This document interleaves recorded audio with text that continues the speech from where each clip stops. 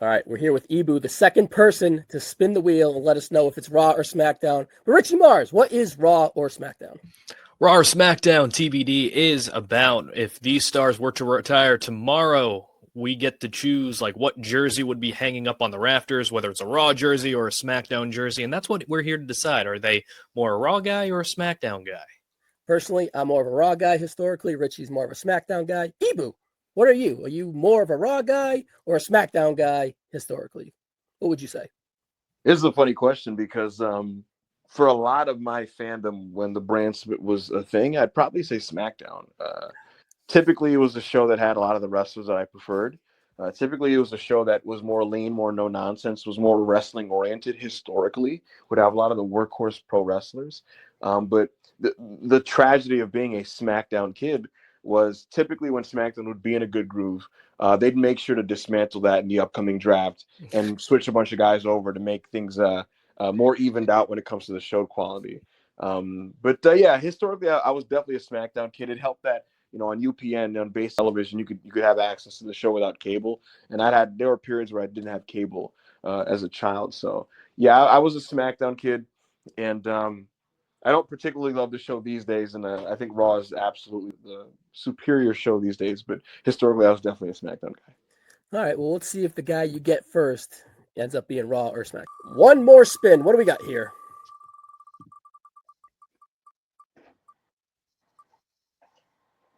I don't even know what my answer would be.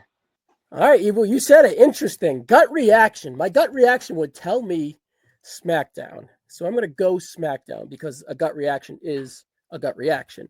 But the more I think about it and marinate on it, I feel like Raw could be made. But SmackDown is my gut reaction. Richie Mars. I would say SmackDown's my gut reaction as well. Ibu, devil's advocate. So, Charlotte, I feel like if we actually crunched the numbers, it would probably be closer than my brain is telling me it is. I'm aware that Charlotte spent time on Raw to do that program. I seem to remember her doing some stuff where it was like her and Becky versus the Kabuki Warriors, and she did some faced stuff. The Kabuki Warriors in a handicap match. Yeah, and I remember early 2020 she was on Raw. Yes. But besides, and obviously the Sasha Banks stuff was on Raw. That whole program. With that said, though, if I had to associate Charlotte with the brand, which I actually don't. I don't associate Charlotte with the brand. But if I did, I would say it's SmackDown. I feel like I visualized Charlotte on that show. The Asuka stuff, the Carmella stuff was on that show. When Becky first became the man, the program to lead to that was on SmackDown. So that's the answer I'm going to go with. All right, let's look at the stats and see if you get swayed. Because I feel like you're on the fence a little bit, as am I. I'm honestly on the fence. I'm not sure. I just feel like SmackDown. Right. All right, we're here to look at the stats. 2016 was her best year on Monday Night Raw. A feud with Sasha Banks in 2016. The go-home angle of WrestleMania 35 with the police cars kicking the windshield and all that stuff. That's right. Yeah. Yep. Number 3 is Bianca Belair match from October 18th, 2021. And you wouldn't really associate Charlotte Flair and Bianca Belair yet, but I think they had a very good match. I think I gave it 4, honestly, in 2021. Team PCB. I said that correctly without saying sorority sisters or whatever porn adjective that they had before. I mean, you just did, so. And that, well, I had to, but anyways. And then the last being on Monday Night Raw, I would associate her, I don't know, friendship or her managerial career with Ric Flair, her father. Right. That's how I put that as her final Monday Night Raw thing. Richie, what's up with her in SmackDown?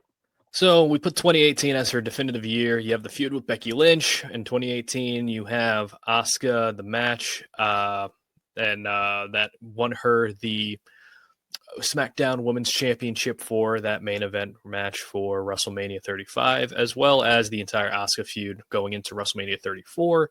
You have the SmackDown representation when Becky Lynch chose her to face Ronda Rousey when Becky got that concussion at Survivor Series 2018.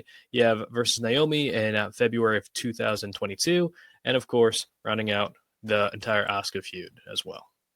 All right. Now, Eva, would 2 matches more on Raw perhaps sway you? 110 total Monday Night Raw matches to 108 total SmackDown matches, 50.5% versus 49.5%. Paper thin. Richie, she had a match with Chelsea Green that is not included, so it's even thinner. It's even thinner now. Honestly, you could even add the that 4-way as well. It's dead even. I did these about a month ago, the stats. It is dead even, Ibu. Split down the middle. That's insane. Now that we look at the stats and the crazy similarity of matches quantity-wise, where are you leaning? Are you still leaning SmackDown, or have you been swayed any? No, because I'm doing this vibes-based. So when I try to, if I close my eyes and just picture Charlotte Flair in a ring, the lights behind her are blue. Okay. And the ropes are, well, they're not always blue, but the lights behind her are blue. And that's the aesthetic I visualize. So that's what I'm going to go with, even though the truth is, and I will concede this, a lot of her big, key, important moments in her career have been on both shows. Yeah, you could definitely make a case for Raw. And I think someone in the comments could as well, especially if you want to close your eyes, because I like that gimmick too, and that's how I do it as well. Yeah. That number 2, the WrestleMania 35 go home angle, fantastic, right? And she was in the middle of that. Her establishment in 2016 with that Sasha Banks feud. Now, do you think it is a negative that she lost all those matches on Monday Night Raw opposed to winning them? Is that a negative for her to be on Raw? Because she would win them on the pay-per-views and lose them on Monday Night Raw when they had to establish that she is inevitably chasing Ric Flair's record for the most world championships of all time. And they had to do lay that foundation in a weird, wonky way. I would say no, because to me, maybe I'm speaking for myself, but I don't remember who won which match where. I just remember that they had great matches that really raised the bar for the division. Not to do the wins and losses things don't matter, because they do. But in the case of their program, the historic nature of it was because of just how hard they were working and how good those matches were and how hotly contested they were. And so I just remember them having killer matches on those TVs and getting people talking. And you bring up that Charlotte lost all the TV ones. And that's an interesting stat, but I don't think it's one that negatively affects anything. Yeah, it's just a cute stat. Now, do you have any recollection, before I throw the ball to Richie and he can hammer home SmackDown, of that Belair match from October 2021? I do, because it was really good and it had a non-finish. And I remember thinking, we need to get back to this at some point. I can not believe that they have yet. I feel like at points they've wanted to, but what's unfortunate right now is, with respect to Charlotte, she's not physically in the condition that she was before. And if they did the match now, I don't think it would match what they would have been able to do in a full-on match back in 2021. Yeah, I feel like current day Charlotte would thrive with a Rhea, of a Care, in a even a Statlander from AEW, where they can have the physicality. Correct. But Belair's athleticism would be Charlotte around the pandemic or even before that. So I definitely agree with you there. I wish they got to it. It's on paper, star power wise, it's incredible. All right, Richie, make the case for SmackDown, because I am not tipping my hat yet, even though my gut was SmackDown. Well, SmackDown, you had a bunch of definitive feuds for Charlotte, not only as a heel, but as a babyface, and even in between.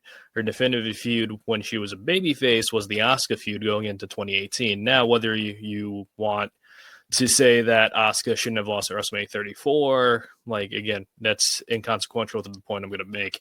It's that Charlotte was always a babyface that struggled to kind of find her footing amongst the fan base and be that come from behind babyface. And I feel like with the feud with Asuka was probably one of the times where it's the fans were okay with Charlotte as a babyface.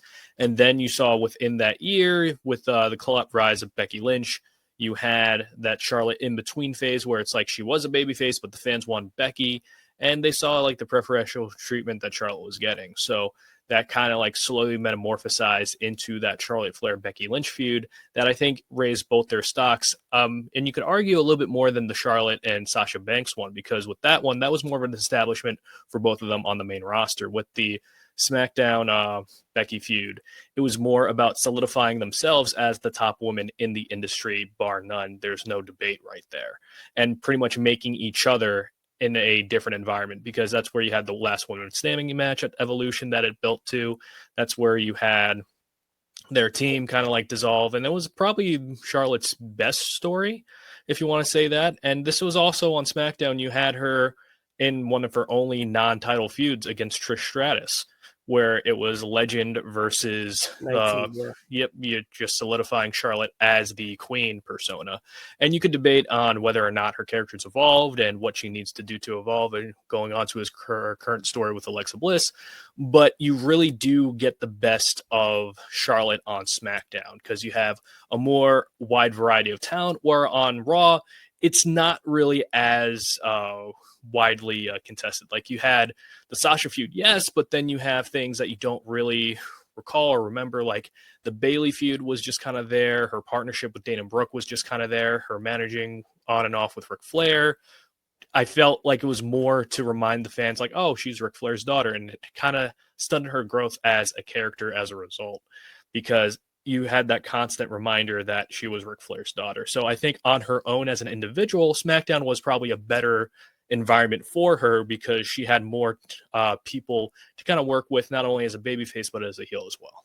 So her stiffest match, I don't know if it's her best match, but her stiffest match is when she wore that SmackDown jersey at the Survivor Series versus Ronda in 2018. And that was a good one. That was probably your best match, in my opinion. Yeah, and her stepping up in the role to represent SmackDown kind of is what's staring me right in the face too, as well. That was a killer match. The Kendos are so stupid, right? But they used them perfectly in that match. Yeah. And again, like the whole Rhea feud too. Again, the build wasn't anything to write home about, but majority of the build and the story what took place on SmackDown as well. You're talking about 19? 39. Sorry, 39. 39. Yeah, and then you had the one on Raw, yes, but unfortunately got mixed up with the pandemic, and then with that being for the NXT Championship, so it was kind of like that weird period where Charlotte was on Raw, but she was on NXT. And I feel like with Charlotte, again, like when she was on SmackDown, she had more wide range of opponents. Like you had Natalya, you had Alexa, you had Becky, you had Asuka, you had Naomi. But you had all these different people to actually solidify her as more of a SmackDown person. You had Carmella as well. So I feel like Sasha and the Flair feud might be historically look better upon, but I feel like more of Charlotte's variety is on SmackDown. And I think variety does make for a better list of career. All right, Ibu, anything else before we take the final vote on Charlotte, Raw, or SmackDown? What I would say is, for whatever reason, my mind ties Charlotte to Becky mostly, even though the big feud was with Sasha Banks. And when I think about Becky, the biggest, most pivotal moment was when she became the man at SummerSlam 2018. This feud was on SmackDown. And that is probably my deciding factor if I actually look into why I have the answer that I have. Yes, I feel that it is actually close. I really want to vote for Raw just to play and continue to be the devil's advocate here. I think you could look at some of her best in-ring work being on Raw TV opposed to SmackDown TV, taking the pay-per-views out of it. But to put my pervert hat on, she is ultimately the most bustiest during the SmackDown Live era. So I'm going to go SmackDown Live to be out of pocket completely and throw you a curveball, Ricky Mars. Now you try to follow that up. Why she's a SmackDown superstar? Yeah, she's SmackDown. The Titantron's blue and blue. I just want to make you uncomfortable. Anyways, is it a full circle SmackDown? Yeah, it's full circle. All right, guys, that was Raw or SmackDown Charlotte Flair.